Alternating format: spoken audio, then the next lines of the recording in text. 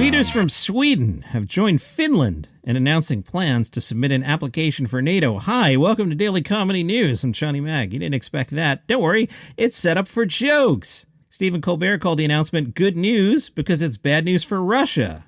Seth Meyers said, wow, first Finland, now Sweden. Seems like every day we're learning about another country we could have sworn was already in NATO. That's good. Colbert, Finland and Sweden are very serious about making this official. They each left a toothbrush in NATO's bathroom. Colbert, one of Russia's main goals in invading Ukraine was to weaken NATO. Now the alliance is on the brink of starting its largest potential expansion in nearly 2 decades. How ironic. It's like that O. Henry story where the guy buys his wife combs for her hair and she joins NATO.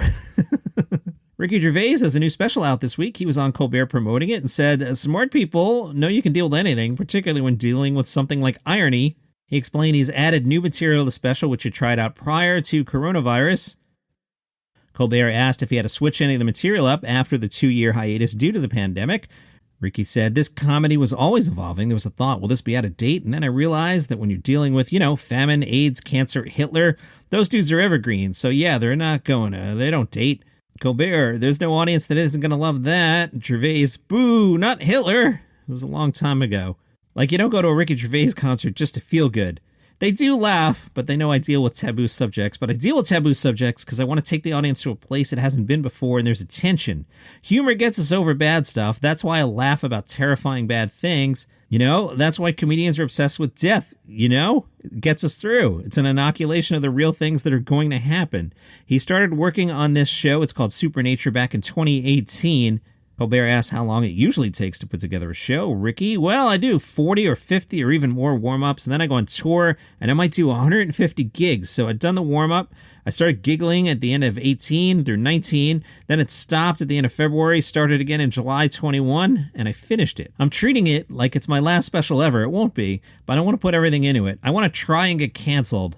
Supernature, Netflix, May 24th.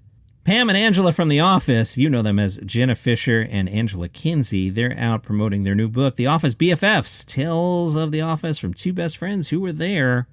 LitHub has shared a bunch of the stories. I have shared that myself on the Facebook page, Daily Comedy News Podcast Group, and on the subreddit, Daily Comedy News. I like this story from Jenna Fisher.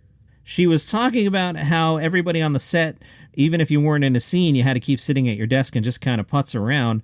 Steve Carell, I remember one time, after spending a particularly long time in the background, Steve came out of Michael's office and said to me, oh my gosh, I understand why Michael's always coming out of his office to chat with people. It's so lonely in there.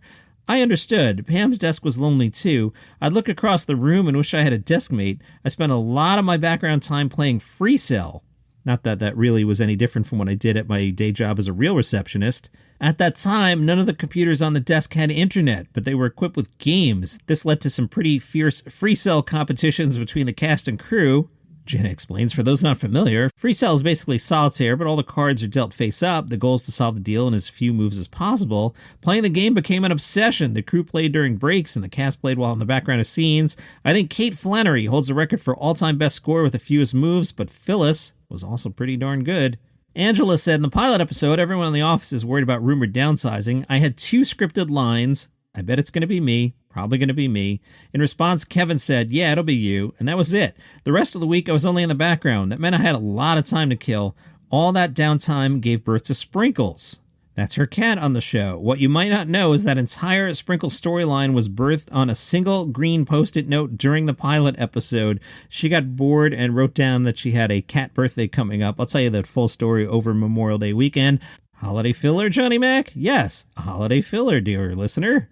Shtick aside, holiday weekends, it gets a little light. I already see the news has been thinning out in the last week or so. Having done this for a few years and having hosted the show on Live by Live the week after Memorial Day is usually a little bit light, and then July 4th is another lull. But this upcoming week with Ricky Gervais out on tour promoting a special, there should be plenty to talk about. Not too worried about it. The Hollywood Reporter talked to David Spade, said around the start of the pandemic, it was announced your Comedy Central show Lights Out would be ending after less than a year. Is that the kind of show you'd like to do again, David Spade? Spade said, I don't know. I like Lights Out, and I hear much about it after the fact. I don't think the people that were in place in Comedy Central would have ever canceled it. And then it switched over. A lot of things happened. They just had a different vision. It was like a new coach coming in. I understand how that works, but it was a bummer. Then you just brush off and figure out what to do next. But it's hard to do that every night. It was a little harder than it looks. And I'm trying to write bits for the ending, and I'm trying to do monologue jokes. I see why it's hard for regular talk show hosts. They're very good at it. Patton Oswalt talked about George Carlin. Again, I hope you have watched the George Carlin documentary on HBO. It is fantastic. Patton said, you have to find whatever is your true and authentic voice. People will be able to tell on stage if you're being insincere. That's so hand in hand with what Carlin was doing. Find the stuff that truly fascinates you, and then that's what you talk about. He broke through in the mainstream. He had experienced the falsity of all that because he could start speaking out against it. Comedy has the shortest shelf life of any creative endeavor. Stuff gets lost in the void. We know that deal going in. Yes, you're immediate, but very little of it lasts. What you really want to do is look at people that are moving things forward. I don't think of it as a competition. Imagine if you were to feel that you were the be-all and end-all of it and then nothing advanced beyond you. You'd be bored out of your mind. The Guardian wrote about how much money TikTok comedians make. Okay. The subheadline, a laugh is worth 10,000 likes. The TikTok hopefuls trying to make it big in comedy. Nigel Ng says, every time I get hate on the internet, it's an opportunity to market myself. Finlay Christie says, I think I might be famous in Pakistan. In 2019, Christie became the youngest winner of So You Think You're Funny, and now at 22 is honing OK Zoomer, an hour-long set ahead of the Edinburgh Fringe Festival. TikTok primarily takes the form of 15 to 60-second videos. That short format has worked wonders for Christie. My video spread to other platforms without me knowing. One got posted on Reddit, and Al Jazeera got in touch asking if they could show it.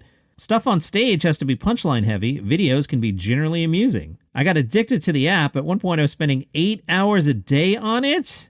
The best stuff is all online because it doesn't have to be okayed by loads of different people. Stuff on stage has to be punchline heavy. The laughs have to be in an obvious place, whereas videos can be generally amusing. OK Zoomer examines his generation and, in his own words, why everyone seems so depressed and nihilistic all the time. Why wouldn't we be? We grew up accepting the world is effed. Not everyone in the industry is so excited about TikTok. I know those people. They're all old and sitting in their basement drinking iced coffee and shaking cups like losers. Writing in The Spectator, seasoned comedian Jeff Norcott, 45 years old. He argued that on Twitter, rewards are given for pithy humor and clear thinking. On TikTok, credit goes to someone nodding their head in time with their cockapoo.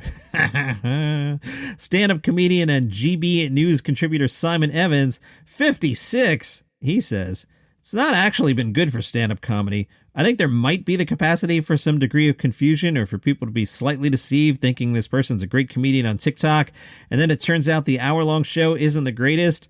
I'll jump in here. You guys know what I'm going to say, right? Like, say, for example, you blew up because you pantomimed to Donald Trump videos and then Netflix gave you a special and CBS gave you a sitcom.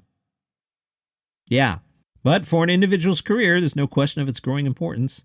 Nigel Ng is 31, who after 10 years in comedy blew up in July 2020 after posting his first video in the character of Uncle Roger. That is a caricature of a man who is what I would have become if I never left Malaysia. I'm fortunate to play bigger rooms now and also perform in many more places around the world. A fun little goal would be to sell out Madison Square Garden because the initials spell out MSG, the Asian cooking ingredient. Imagine that, Uncle Roger selling out MSG. In this day and age, you can't just do stand-up anymore, says Ng.